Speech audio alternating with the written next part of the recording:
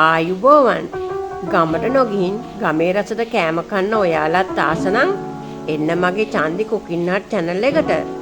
මේ වගේ වීඩියෝ දිගටම බලන්න මගේ channel එක දැම්මම subscribe කරලා තියාගන්න. ඔයාලගේ comments මට හරිම ප්‍රයෝජනවත්.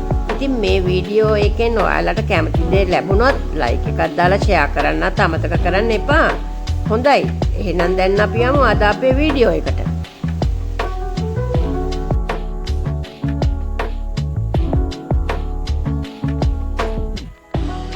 මේ වගේ කිරි මිනුම් ගැන හරියටම දැනගෙන උයනවා නම් නියම රසපදම ගන්න පුළුවන්. මේ දේවලුත් දැනගන්න ලැබෙන එකයි මගේ චන්දි කුකින් හට් එකට එන ඔයාලාට ලැබෙන විශේෂම වාසිය.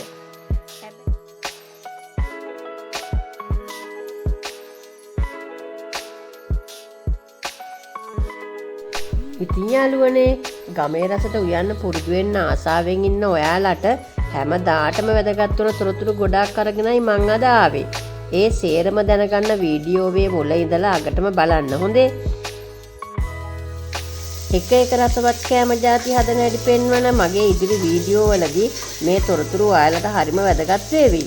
පළමුවෙනි දේ තමයි වෙලාවට තැනට ගැලපෙන කෑම අපි හදන්න ඕනේ. මගේ චන්දි කුකින් හට් එකේ වීඩියෝ වලදී මේ දේවල් ගැන මම ඔයාලව දැනුවත් කරනවා.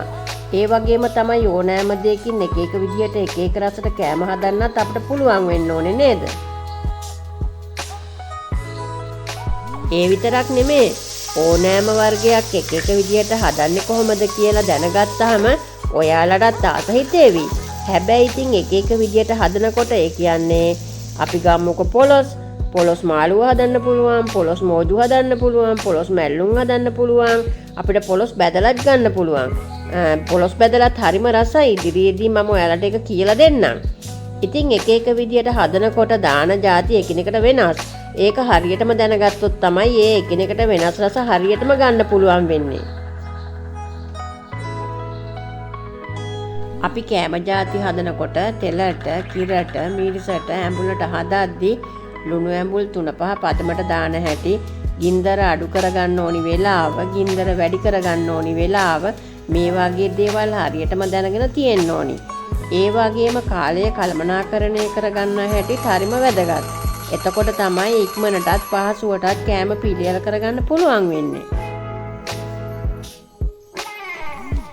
ඒ වගේම තමයි හදන කෑම ಜಾතියට දැමිය යුතුම දේවල් මොනවද, නොදැමිය යුතු දේවල් මොනවද, ආදේශක විදිහට දැමිය යුතු දේවල් මොනවද, මේ සේරම මගේ චන්දි කුකින් හට් එකට එන ඔයාලට දැනගන්න පුළුවන්. ගොරකද, සියඹලාද, දෙහිද, ඒ වගේම බැදපු 3-5ද, අමු 3-5ද, ගම්බිරිස් දානවද නැද්ද, මේ වගේ ගොඩාක් දේවල් තියෙනවා හරියටම ගමේ රසට උයනකොට දැනගන්න. ප්‍රධානම දේ තමයි 3-5 මිරිස්, කහ, ගම්බිරිස්, ලුණු નિયમિત ප්‍රමාණ වලින් දාලා රසටම උයාගන්නේ කොහොමද කියලා දැනගන්න එක. මෙතෙන්දි දාන ප්‍රමාණය කියන්නේ තේ හැඳි භාගයක්ද, මේස හැන්දක්ද ආදී වශයෙන් මිනුම් වලින් කිව්වත් හොඳට පුරුදු වෙනකොට අතේ මිම්මට හිතේ මිම්මට අවශ්‍ය දේ දාගන්න ඔයාලටත් පුළුවන් වේවි. හුරු වේවි. ඉතින් ඔයාලට මුලදීම ප්‍රයෝජනවත් වෙයි කියලා හිතන මිනුම් පිළිබඳ තොරතුරු ටිකක් මගේ වීඩියෝවේ දිගටම රැඳී හිටියොත් ඔයාලට දැන් බලා ගන්න පුළුවන්.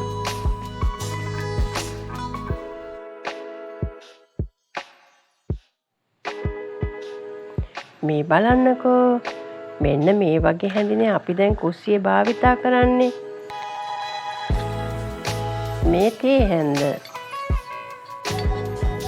මේක තමයි මේස හැඳ. මේකත් මේස හැඳක්. ඉතින් අද විවිධ මෝස්තරවල හැඳි තියෙන නිසා මේ වගේ මිනුම් ප්‍රමාණ ගැන නම් ඔයාලට ගැටලු ඇති. අපි ඒ ගැටලු ලියා ගනිමු. මන් දැන් ඔයාලට පුංචි දෙයක් ගැන කියලා දෙන්නයි යන්නේ. හැබැයි මේක අදාළ වෙන්නේ දියර මනිනකොට තමයි. මේ තමයි අපි ගෙදරදී භාවිතා කරන තේ හැඳ. මේක තමයි අපි හැමෝම ගෙදරදී භාවිතා කරන මේස හැඳ. ඒ වුණාට ඉන්ටර්නෙට් එකේ මිනුම් වලට අනුව නම් තේ හැඳ කියලා කියන්නේ මෙන්න මේ හැඳටයි. මේස හැඳ කියලා කියන්නේ මෙන්න මේ හැඳටයි. සාමාන්‍යයෙන් තේ හැඳි 3ක ප්‍රමාණය තමයි මේස හැඳි 1ක් කියලා කියන්නේ. තේ හැන්දක ප්‍රමාණය මිලිලීටර් 5ක් වෙනවා. මේස හැන්දක ප්‍රමාණය මිලිලීටර් 15ක් වෙනවා. අපි ඒක බලමු ඇත්තටම එහෙම තියෙනවද කියලා. අපි මේ ගෙදරදී භාවිතා කරන තේ හැන්දෙන් එකක් මිලිලීටර් 5යිද කියලා. නෑනේ. ඊට වැඩිය අඩුයි. අපි බලමු මේ මේස හැන්දෙන් එකක් මිලිලීටර් 15ක් තියෙනවද කියලා. නෑ, ඒකත් අඩුයි. අපි බලමු ටිකක් ලොකු මේ තේ හැන්දෙන් එකක් මිලිලීටර් 5ක් තියෙනවද කියලා. ඔව්, මිලිලීටර් 5ක් තියෙනවා. අපි ඊළඟට බලමු ටිකක් ලොකු මේ මේස හැන්දෙන් එකක් මිලිලීටර් 15ක් තියෙනවද කියලා. ඔව්, මිලිලීටර් 15ක් තියෙනවා. එහෙනම් දැන් ඔයාලට පැහැදිලි නේද? කවුරු කොහොම කිව්වත් ඔයාලගේ ගෙවල් වල තියෙන හැඳි අණුව ප්‍රමාණ මැනලම බලලා හඳුනා ගන්න එක කොයිතරම් වැදගත්ද කියලා.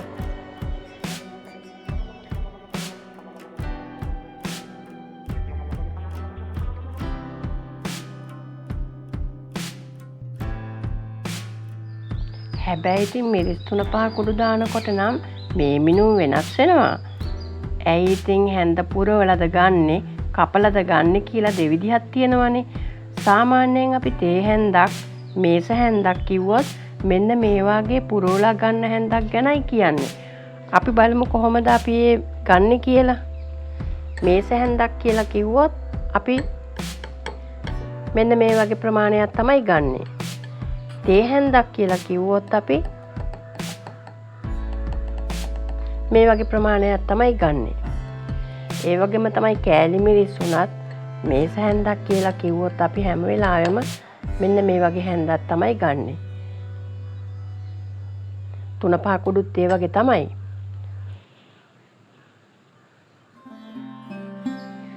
ඔයගොල්ලෝ දන්නවනේ ගොඩාක් රෙසිපි වලදී හැඳි ප්‍රමාණයෙන් කියනවා වගේම බර ප්‍රමාණයනුත් කියනවනේ. ඉතින් අපි ළඟ පුංචි ඉලෙක්ට්‍රොනික තරාදියක් තියෙනවා නම් එක එක කුළුබඩු වල හැඳි ප්‍රමාණවල බර ප්‍රමාණ මැනලම බලලා මතක තියාගන්න පුළුවන්. මේ බලන්න. අපි මේ තරාදිය ඕන් කළා භාජනයක් තියලා සීරෝ කරගෙන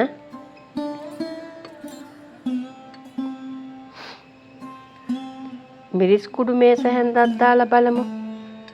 ග්‍රෑම් 12ක් තියෙනවා. ඒ වගේම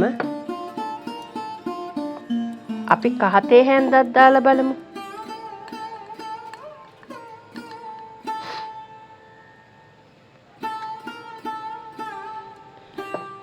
ග්‍රෑම් 5ක් තියෙනවා.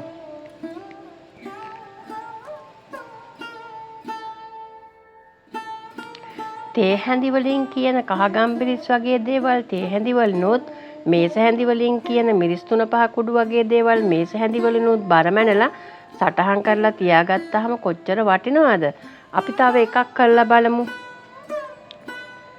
තරාදිය ඕන් කළා භාජනයක් තියලා සීරෝ කරගෙන කෑලි මිරිස් හැන්දක් දාලා බලමු. එතන ග්‍රෑම් 8ක් තියෙනවා. අපි ඉස්සෙල්ලා මිරිස් කුඩු බැලුවාම තිබුණේ ග්‍රෑම් 12යි.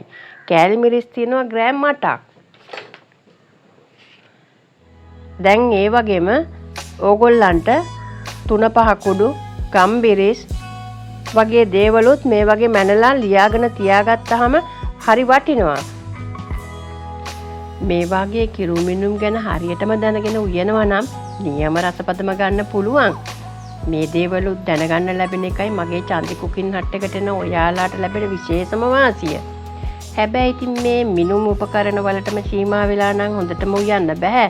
ආරම්භයේදී තමයි මේ විදියට දැනගන්න ඕනි. පස්සේ පුරුදු වෙනකොට අතේ මිම්මට හිතේ මිම්මට අවශ්‍ය පදම ගන්න ඔයාලටත් පුළුවන් වේවි.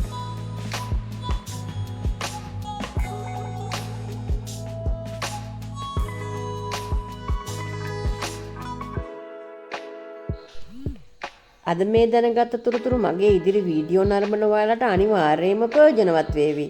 ඉතින් මන් දාන ඉදිරි වීඩියෝ ගැන දැනගන්න මගේ channel එක subscribe කරලා නැත්නම් දැන්මම පහළ දකුණු කෙළවරේ තියෙන subscribe button එක ඔබන්න. ඊට පස්සේ ළඟ තියෙන bell සලකුණත් click කරන්න. ඒ කළාම එන all කියන bell එකත් click කරන්න. එතකොට ඔයාලට මන් දාන වීඩියෝ ගැන notification ලැබෙවි. එහෙනම් තවත් වීඩියෝ එකකින් හමු වෙනකන් ඔයාලට රසවත් දවසක්.